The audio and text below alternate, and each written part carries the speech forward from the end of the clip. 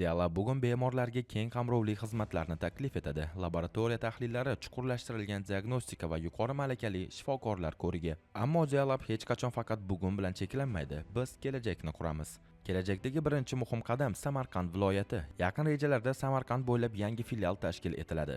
Maqsad oddiy: Samarqand aholisini eng sifatli va eng aniq laboratoriya xizmatlari bilan ta'minlash. Bu filiallarga eng zamonaviy texnologiyalar asosida ishlab chiqarilgan analizatorlar olib kelinadi. Hududiy farqi yo'q, sifat hamma joyda bir xil bo'lishi kerak. Keyingi muhim yo'nalish mobil xizmatlar. Bugun vaqt eng qimmat boylik. Shu sababli mobil laboratoriya tobora dolzarb bo'lib bormoqda. Dialab bu xizmatni yangi bosqichga olib chiqadi. Endi mobil laboratoriya faqat tahlillar bilan cheklanmaydi. EKG, EEG, UZI va rentgen bularning barchasi siz uydan chiqmagan holatda o'z uyingizda amalga oshiriladi. Bir qo'ng'iroq va professional tibbiy xizmat eshigingiz oldida. Bu qulaylik, bu zamonaviy tibbiyot, bu bemorga bo'lgan hurmat.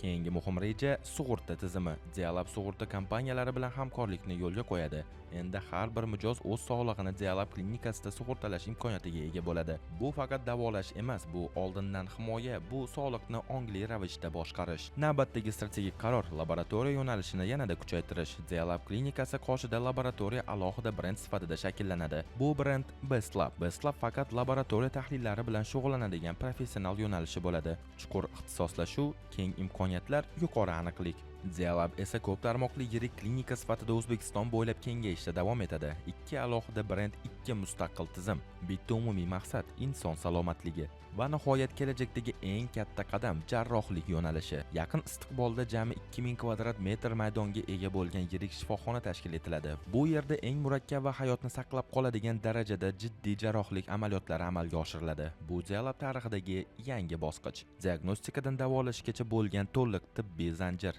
Dialab bu kecha, Dialab bu bugun, Dialab bu kelajak va bu kelajak aynan hozir, bugun qurilmoqda.